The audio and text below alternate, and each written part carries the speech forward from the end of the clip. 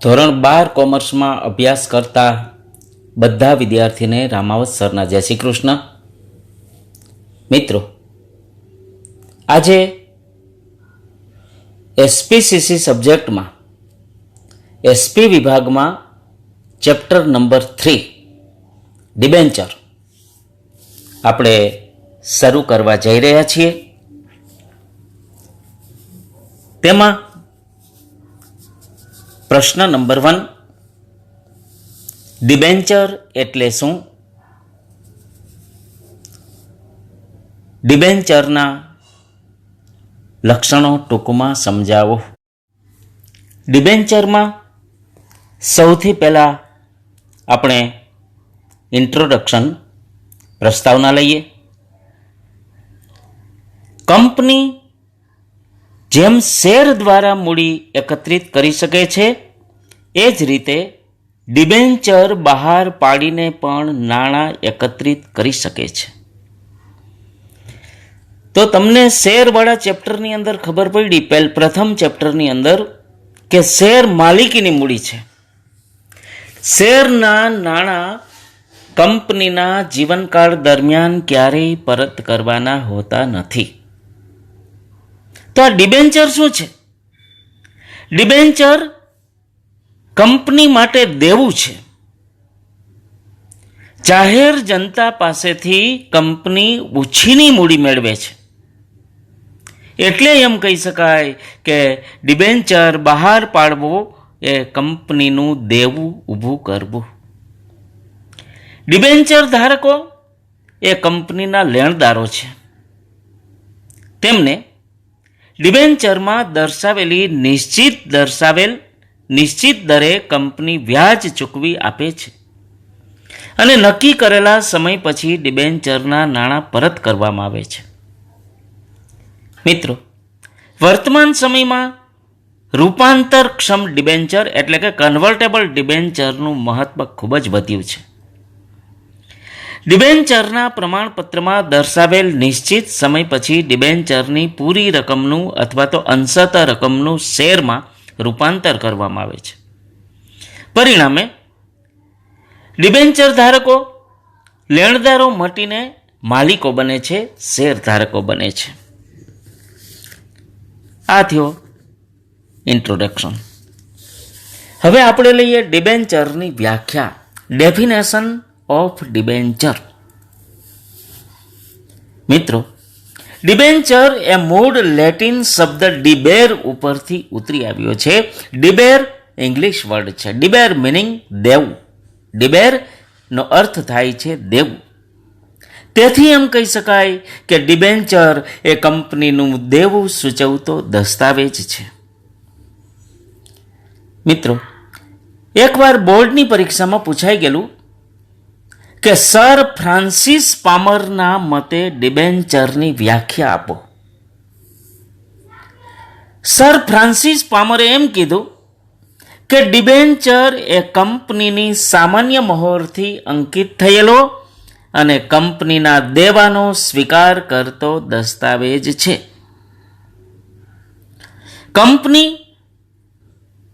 કંપનીની સામાન્ય મહોરથી અંકિત થયેલો દસ્તાવેજ છે, જેમાં કંપની નિશ્ચિત રકમ, નિશ્ચિત વ્યાજ દરે, નિશ્ચિત મુદત પછી પરત કરવાની શરત સાથે જે રકમ ઉછીની લીધેલી છે તેના દેવાનો સ્વીકાર કરે છે. કંપની ધારાની વ્યાખ્યા: કંપનીની મિલકતો ઉપર બોજો ઊભો કરીને કે કર્યા સિવાય. બોજો ઊભો કરવો એટલે શું? તો કંપનીની મિલકતો ગીરવે મૂકી અને ડિબેન્ચર બહાર પાડવા. કંપનીની મિલકતો ઉપર બોજો ઊભો કરીને કે કર્યા સિવાય જે દસ્તાવેજથી કંપનીના દેવાનો સ્વીકાર થયો હોય તેને ડિબેન્ચર કહેવાય. મિત્રો, હવે આપણે ડિબેન્ચરના લક્ષણો લઈએ. First page. ડિબેન્ચરના લક્ષણોમાં મુદ્દા નંબર 1, ચોક્કસ તારીખે પરત. ડિબેન્ચર એ ઋણપત્ર છે, દેવું સૂચવતો દસ્તાવેજ છે. તેમાં કંપની ડિબેન્ચરની રકમ ડિબેન્ચર ધારકોને કેટલા વર્ષ પછી પરત કરશે એ જણાવેલું હોય છે. ટૂંકમાં ઇક્વિટી શેરની રકમ કંપનીના જીવનકાળ દરમિયાન પરત કરવાની હોતી નથી, જ્યારે ડિબેન્ચરની રકમ નક્કી કરેલા સમયે પરત કરવાની હોય છે. સેકન્ડ પોઈન્ટ, ઓછું જોખમ.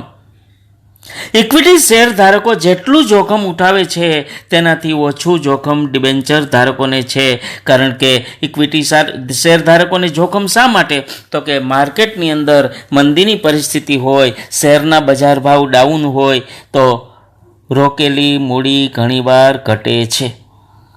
જ્યારે ડિબેન્ચર ધારકોને તો મંદીના સમયમાં પણ એને વ્યાજ ચૂકવવું ફરજિયાત છે. ત્રીજો મુદ્દો, વ્યાજની મર્યાદિત આવક. ડિબેન્ચર ઉપર કેટલા દરે વ્યાજ આપવામાં આવશે તે અંગેની સ્પષ્ટતા ડિબેન્ચર બહાર પાડતી વખતે જ કરવામાં આવે છે. પહેલા વર્ષે પહેલા મહિને જેટલું ડિબેન્ચરનું વ્યાજ ચૂકવવું હોય એટલું જ વ્યાજ છેલ્લા વર્ષના છેલ્લા મહિને ચૂકવવામાં આવે છે. આથી એમ કહી શકાય કે સમય જતાં ઓછું લાગે છે, વ્યાજ ઓછું લાગે છે. કંપની વધુ કમાણી કરે તો પણ નક્કી કરેલા દર કરતાં વધુ વ્યાજ આપવામાં આવતું નથી અને એનો વ્યાજનો દર પણ સામાન્ય હોય છે. આથી એમ કહી શકાય કે વ્યાજની મર્યાદિત આવક ડિબેન્ચર ધારકોને મળે છે. જ્યારે શેરની અંદર તો શું છે કે માર્કેટની અંદર તેજી હોય તો શેર બજારના ભાવ પણ વધે અને કંપનીને નફો અપ જતો હોય એમ ડિવિડન્ડનું પ્રમાણ પણ અપ જાય છે, ડાઉન જતું નથી. એટલે ડિબેન્ચર ઉપર તો મર્યાદિત આવક જ રહે છે. ચોથો મુદ્દો, નિશ્ચિત આવક. ઇક્વિટી શેર ધારકોને ડિવિડન્ડની આવક અનિશ્ચિત હોય છે. શા માટે અનિશ્ચિત? તો કે દર વર્ષે નફાનું પ્રમાણ સરખું હોતું નથી. જ્યારે ડિબેન્ચર ધારકોને ડિબેન્ચર વ્યાજની આવક નિશ્ચિત અને નિયમિત હોય છે. કદાચ કંપની નફો કરે તો પણ ભલે, નફો ન કરે તો પણ ભલે, ડિબેન્ચર ધારકોને તો ફરજિયાત વ્યાજ ચૂકવવું પડે છે. આથી એમ કહી શકાય કે નિશ્ચિત આવક ડિબેન્ચર ધારકોને મળે છે.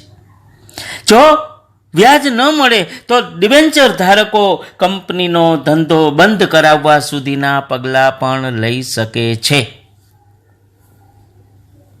પાંચમો મુદ્દો, કંપનીની મિલકતો ઉપર પ્રથમ હક.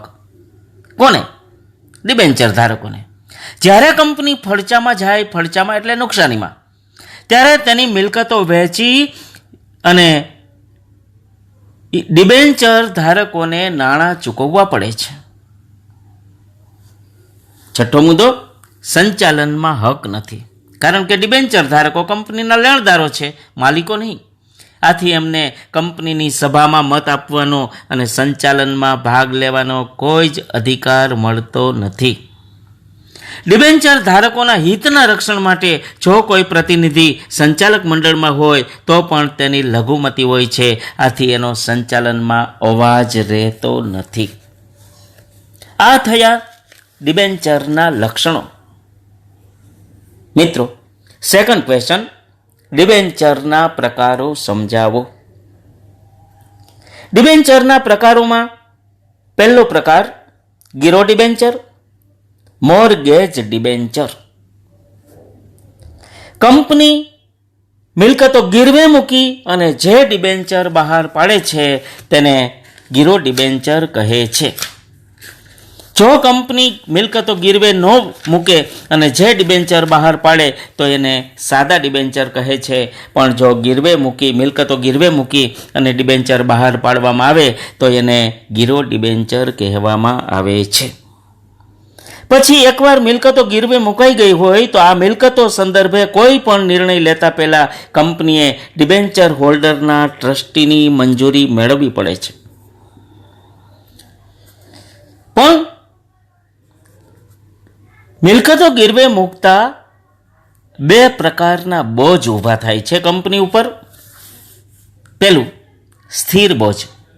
તો આ સ્થિર બોજ એટલે શું? જ્યારે કંપનીએ કોઈ ચોક્કસ મિલકતો ગીરવે મૂકી અને ડિબેન્ચર બહાર પાડ્યા હોય તો મિલકતો ઉપર જે બોજ ઊભો થાય છે એને સ્થિર બોજ કહેવામાં આવે છે. જ્યારે સેકન્ડ, તરતો બોજ. તરતો બોજ એટલે શું? જ્યારે કંપનીએ પોતાની તમામ મિલકતો ગીરવે મૂકી અને ડિબેન્ચર બહાર પાડેલ હોય તો મિલકતો ઉપરનો તરતો બોજ કહેવામાં આવે છે. ફ્લોટિંગ ચાર્જ મીન્સ તરતો બોજ. હવે તરતો બોજ ક્યારે સ્થિર બોજ બને? તો જો કોઈ કંપની નિયત સમયમાં નક્કી કરેલ વ્યાજની રકમ કે હપ્તાની રકમ પરત કરવામાં કસૂર કરે, એટલે કે ન ચૂકવે, ત્યારે મિલકતો ઉપરનો તરતો બોજ એ સ્થિર બોજ બને છે. ડિબેન્ચરના પ્રકારોમાં બીજો પ્રકાર સંપૂર્ણ રૂપાંતરક્ષમ debenture, FCD. FCD means fully convertible debenture. Debenture holders સાથે નક્કી કરેલી શરત મુજબ અથવા તો નક્કી થયેલ કરાર મુજબ નિશ્ચિત સમય મર્યાદાને અંતે જે તે ડિબેન્ચરનું ઇક્વિટી શેરમાં રૂપાંતર કરવામાં આવે. કંપની આ અગાઉ ડિબેન્ચર ધારકોને બે વિકલ્પ આપે છે. પહેલો વિકલ્પ ડિબેન્ચરના નાણાં પરત લેવા છે કે તેટલી રકમનું ઇક્વિટી શેરમાં રૂપાંતર કરવું છે. જો ડિબેન્ચર ધારક FCD વિકલ્પ સ્વીકારે તો ડિબેન્ચર ધારક તરીકેના હકો કંપની લેણદાર તરીકે સમાપન થાય છે અને ઇક્વિટી શેર ધારક તરીકે તેના હકો શરૂઆત થાય છે અને ઇક્વિટી શેર ધારક માલિકી હક પ્રાપ્ત થાય છે.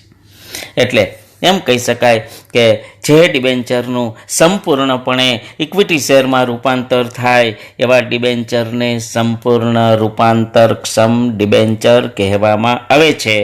FCD અથવા તો ફુલ્લી કન્વર્ટેબલ ડિબેન્ચર. 1 માર્કની અંદર મેક્સિમમ વાર પૂછાઈ ગયેલો બોર્ડની પરીક્ષામાં કે FCD એટલે શું? તો FCD એટલે ફુલ્લી કન્વર્ટેબલ ડિબેન્ચર, ગુજરાતીમાં સંપૂર્ણ રૂપાંતરક્ષમ ડિબેન્ચર. ત્રીજો પ્રકાર અંશતઃ રૂપાંતરક્ષમ debenture, PCD. Partly convertible debenture. અહીં ડિબેન્ચરના બે ભાગ પાડી દેવામાં આવે છે, જેમાં ડિબેન્ચરનો એક ભાગ સંપૂર્ણ રૂપાંતરિત હોય છે અને બીજો ભાગ બિન રૂપાંતરિત હોય છે. અહીં રૂપાંતરિત ભાગ સામે ઇક્વિટી શેર આપવામાં આવે છે અને બિન રૂપાંતરિત ભાગ પરત કરવામાં આવે છે. ચોથો મુદ્દો બિન રૂપાંતરક્ષમ debenture, NCD, non convertible debenture. આ પ્રકારના ડિબેન્ચરનું ઇક્વિટી શેરમાં રૂપાંતર થઈ શકતું નથી, કારણ કે આ પ્રકારની કોઈ જોગવાઈ હોતી નથી. મીન્સ કે ઇક્વિટી શેરમાં રૂપાંતર કરવાની કોઈ જોગવાઈ તેમાં હોતી નથી, પરંતુ કંપની ડિબેન્ચરની મુદત પૂરી થાય ત્યારે તેના નાણાં પરત કરે છે. આજના હોમવર્કની અંદર 2 પ્રશ્નો છે. ડિબેન્ચરનો અર્થ અને લક્ષણો. સેકન્ડ ક્વેશ્ચન ડિબેન્ચરના પ્રકારો. જય શ્રી કૃષ્ણ.